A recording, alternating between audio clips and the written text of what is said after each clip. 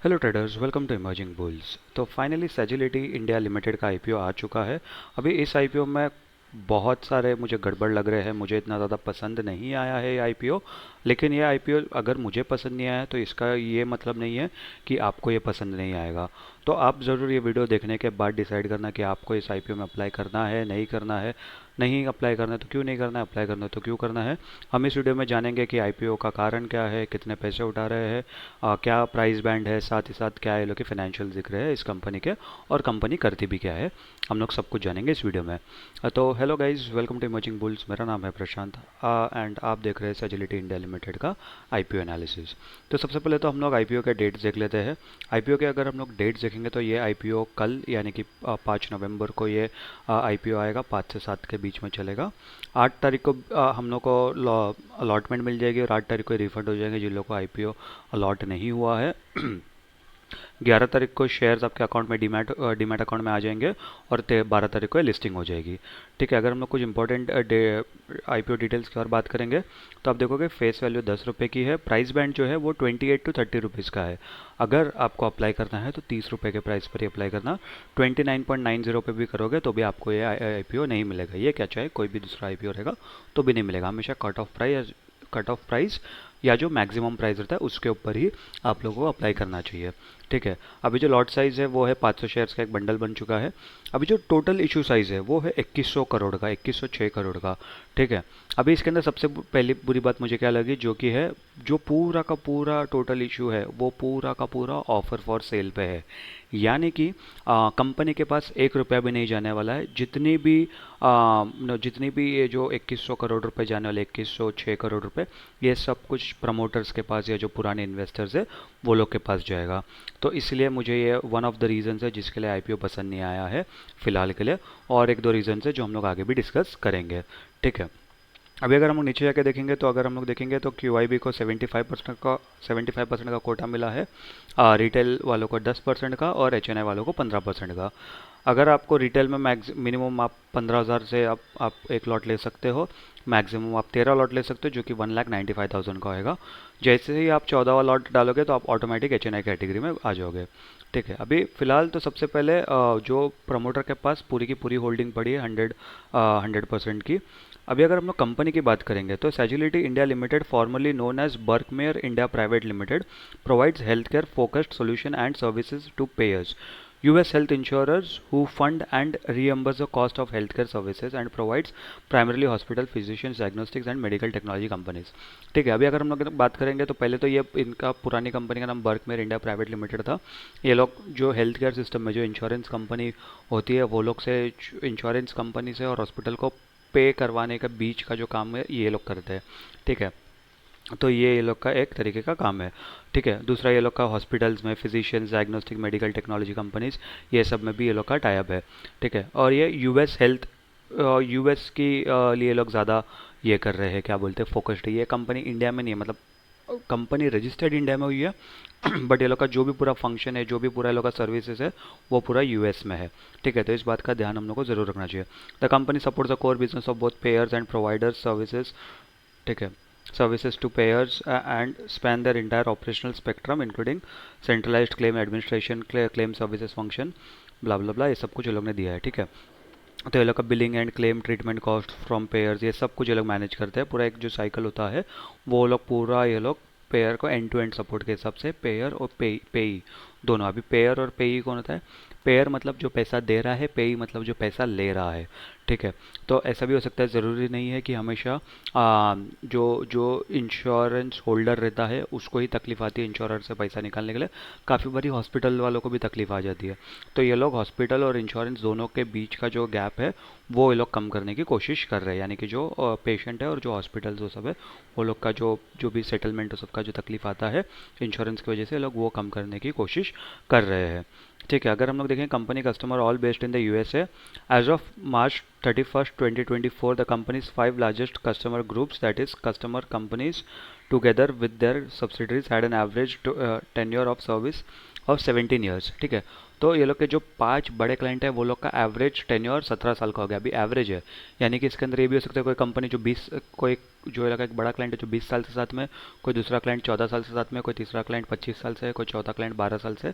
तो वो लोग सब लोग का अगर एवरेज लेंगे तो ये 17 साल से वो लोग का टोटल सर्विस ये लोग संभाल रहे हैं, जो कि एक अच्छी बात है। ठीक है, तो ये एक अच्छी बात है क्योंकि लोग 17-18 साल से बिजनेस में है और लगे 5 बड़े क्लाइंट है, जो कि कहीं ना कहीं एक अच्छी बात हो सकती है। The company served 5 of the 10 largest players in US, source Everest report. अभी एवरेस्ट रिपोर्ट ने ये लोग ने बताया था कि जो यूएस की जो 10 सबसे बड़े जो इंश्योरेंस कंपनीज है वो लोग में से 5 तो ये लोग क्या बोलते हैं, ये लोग के क्लाइंट्स है, जो कि अगेन एक अच्छी बात है। In addition the company acquired 20 new customers in the financial years. ठीक है, तो ये लोग ने और भी नए ज़्यादा और कस्टमर्स ऐड करे हैं, नए क्लाइंट्स ऐड करे हैं।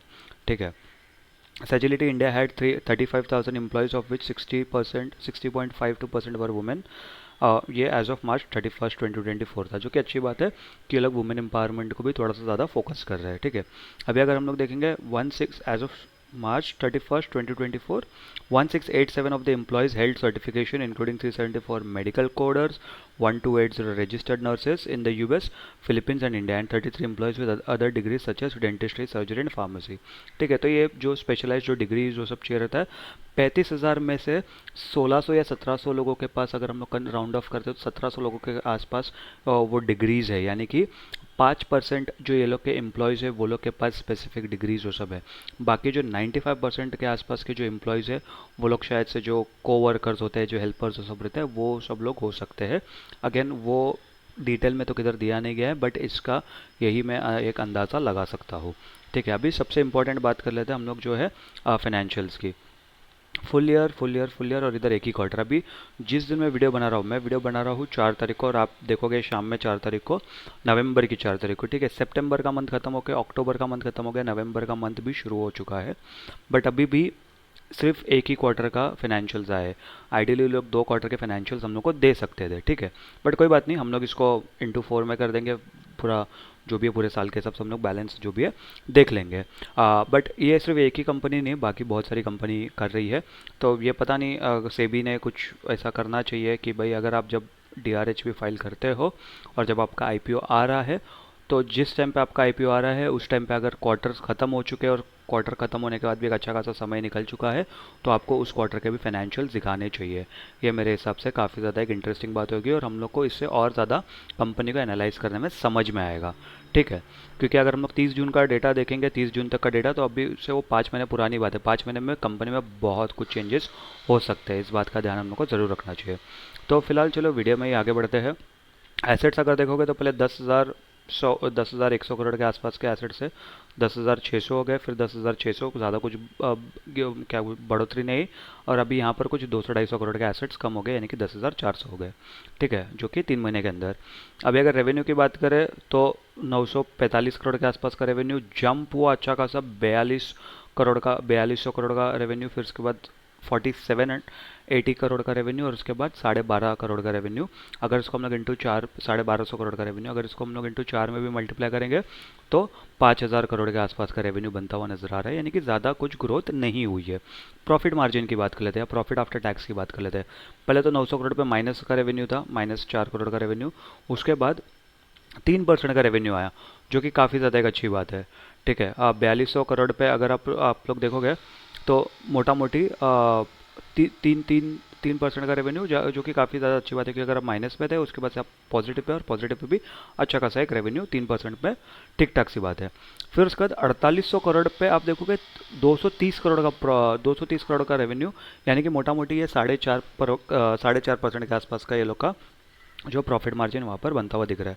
अभी यहाँ पर एक इंटरेस्टिंग सी बात है, अगर यहाँ पर हम लोग ने एस्टिमेट करा है कि ये 5,000 करोड़ का ये लोग ये क्या कहते हैं रेवेन्यू बनाएंगे, और इधर 88 करोड़ था, बट अगर मैं इसको 100 करोड़ भी मान लूँ प्रॉफिट आफ्टर टैक्स, ठीक है, तो भी अगर देखो कि सिर्फ 2% का प्रॉफिट आफ्टर टैक्स बन रहा है, जो कि काफ़ी ज़्यादा एक मुझे ज़्यादा कंसर्निंग सी बात लग रहा है, क्योंकि यही चीज़ जो मैंने आप लोगों को कहा कि दो तीन चीज़ जो मुझे बुरी लगी कंपनी के इसमें, वो यही चीज़ है कि कहीं ना कहीं प्रॉफिट आफ्टर टैक्स जो है वो काफ़ी ज़्यादा कम लग रहा है। एसेट्स में इतनी ज़्यादा बढ़ोतरी आई नहीं है। साथ ही साथ जो पूरा ऑफर फॉर सेल में जो पूरा 100% आईपीओ है, ऐसा नहीं कि 10-20% भी कंपनी के पास जा रहा है, जो कि अगेन इतना अच्छा नहीं होता, बट एटलीस्ट कंपनी के जेब में कुछ पैसे तो जाएंगे। इधर पूरा का पूरा 100% पैसा प्रमोटर की जेब में जा रहा है, जो कि मैं ये नहीं कहूँगा कि हर बार वो चीज़ बुरी होती है। ठीक है, अगर कंपनी के फाइनेंशियल्स अच्छे हैं, सब कुछ सही चल रहा है, तो हम लोग एक बार वो कंसिडर कर सकते हैं कि 100% पूरा प्रमोटर लेके जा रहा है अपने घर पे। नो डाउट, क्योंकि ऑब्वियसली उसने कंपनी बनाया तो कभी ना कभी तो वो अपना अपना शेयर भी, अपना प्रॉफिट बुकिंग भी करेगा ही, करेक्ट। तो उसके अंदर भी सब कुछ ऐसा नहीं कि ज़रूरी नहीं कि सिर्फ प्रमोटर का 100% शेयर में से आईपीओ में अगर 100% पूरा प्रमोटर खरीद रहा है, या सॉरी प्रमोटर बेच रहा है, तो वो गलत हो गया। सिर्फ हम लोग वो नहीं देखेंगे, बहुत सारी चीज़ें और देखनी होती है, जैसे कि कंपनी के फाइनेंशियल्स, बिजनेस मॉडल, और भी 4-5 तरीके की चीज़ें हम लोग को देखनी पड़ती है। तो उसके अंदर फ़िलहाल तो मुझे जो 2-3 चीज़ें मैंने देखा वो मुझे इतनी ज़्यादा पसंद नहीं आई है। अभी हम लोग रिजर्व्स की बात कर लेते हैं। पहले तो 2022 में 2000 करोड़ के आसपास के रिजर्व्स थे, जंप करके 4000 करोड़ के रिजर्व्स हो गए, जो कि काफ़ी ज़्यादा अच्छी बात है, सीधा डबल हो गए। लेकिन 2024 में वो अभी वापस आधे से कम हो गए, यानी कि 1800 करोड़ के आसपास के रिजर्व्स हो गए।